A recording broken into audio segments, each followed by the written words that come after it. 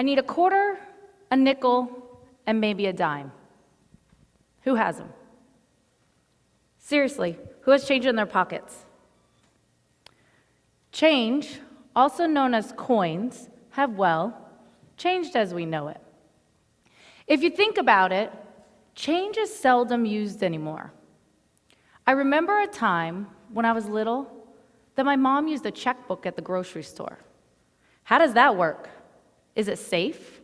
Will all my money still be there? Then came along the debit card. Same worries, same fears, but now widely accepted.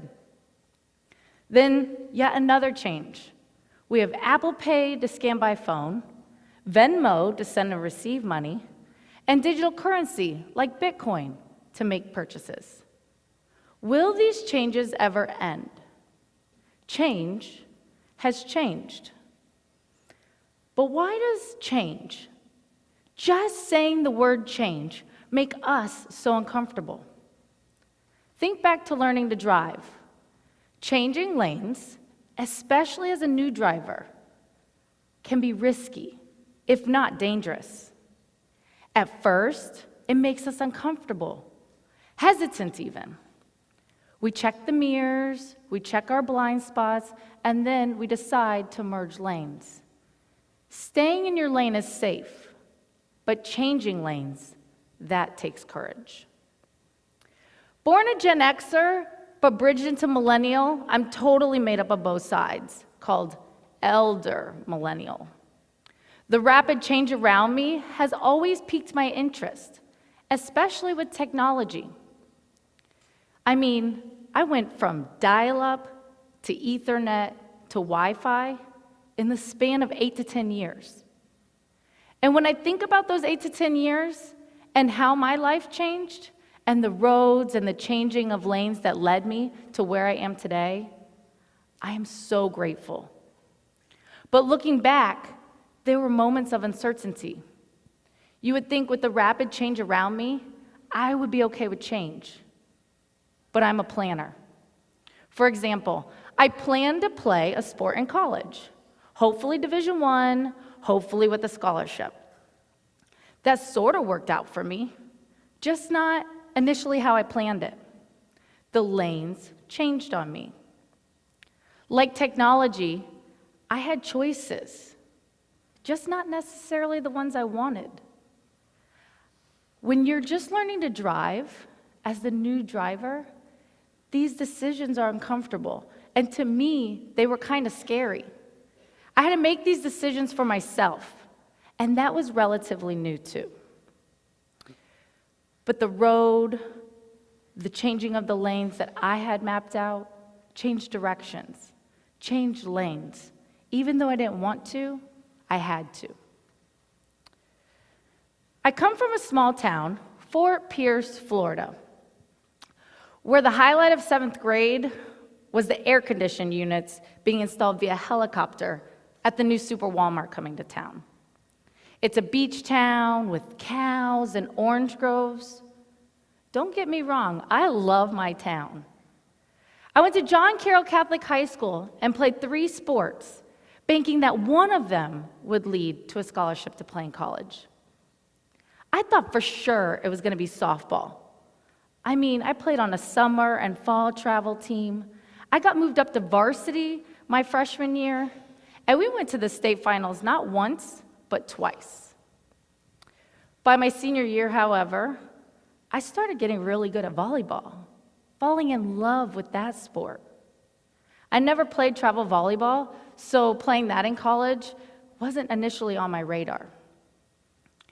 In May, only a month from graduation, I still had no clue where I was going to go to college in the fall. I really did not have that many offers to play in college. Let me be real with you. I didn't have any offers to play in college. A few weeks before graduation, Indian River Community College in Fort Pierce invited me to a tryout. That night, they said I made the team, but there was no scholarship available. So I went home and I thought about that offer. Would my friends make fun of me for going to community college? Would I be okay living at home for 2 more years? On the plus side, my parents could still conveniently see me play. And with my Florida prepaid fund and my Florida Bright Future scholarship, I wouldn't need to take out any student loans. So I decided to take that offer from IRCC. Crazily enough, a few weeks later, after a couple summer open gyms, Coach called and said, "We have a scholarship for you, and it even comes with campus living." I was elated. 2 years later, at Indian River Community College, I was team captain of the volleyball team. I had made the all-conference team, was named Phi Theta Kappa All-State and All-USA academic team, was named Campus Coalition Government Member of the Year, and chosen my future career path. Those 2 years could not have been more rewarding. But then I had to embrace my next change moment. I initially, as a Florida girl, thought I would remain in the state. But I wanted to play Division I. How does a student athlete do this in 2003? You make a bunch of copies of VHS tapes. Does anybody even know what those are? You look up an entire list of Division I volleyball programs, and you start mailing. Snail mail. I sent my tapes everywhere, even places I wasn't sure if they had my degree program. I also did an open tryout at Florida Gulf Coast University. They said I could walk on, which meant I could play, but there was no scholarship available. Okay, maybe. Then Delaware State University called. A full scholarship for me and my teammate. But first, where is Delaware? 16 and a half hours north away from home? Are you kidding me? I didn't even own a coat or closed-toed shoes. And by the way, when I looked them up, they were last in their conference with only a few wins that past season. 2 more years later, I played a part in moving Delaware State girls volleyball team from last place to second place. I was on the all-conference academic team. I had broken 2 school records for season and career assists. I was president of the Student Athlete Advisory Committee and earned my bachelor's degree in education. Then in 2012, I was inducted into the Delaware State University Athletic Hall of Fame. 15 years later, a husband, and 2 kids later, old habits still die hard, even with evidence in my own life how change can be awesome. I can still be a creature of habit. I mean, I unwillingly moved twice since college for my husband's job, both with amazing outcomes of me coaching at the Division I level, a Final Four appearance as a head high school volleyball coach, and now with a fabulous group of student athletes as the head coach here at St. Andrew's School. My husband wanted to change banks. I totally fought that one for a while. And I love to eat the same pizza every Saturday night. My job as technology integration specialist has me coaching teachers for change, for Pete's sakes. But sometimes, I feel like I could just keep searching for those quarters at the bottom of my bag, staying in my lane, when I really want that Dunkin' coffee, knowing perfectly well there's an app for that. So, the trick is not to embrace change once, not to look back at a moment of time where you were brave enough to make a change, not to change lanes and then keep driving straight. The real trick is to make change your guiding premise. The trick is the decision you consider should not be, why should I make a change? But why shouldn't I? As George Curos states in his book, The Innovator's Mindset, change is an opportunity to do something amazing. As I see it, the choice to change is not a choice at all. It is necessary.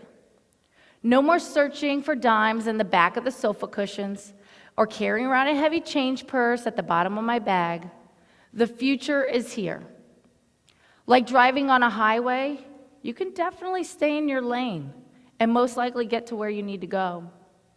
Eventually, construction makes you merge as one lane closes, a broken down car on the side of the road, or even a car going slower than necessary forces you to make a decision to change lanes or slow down enough to pass safely.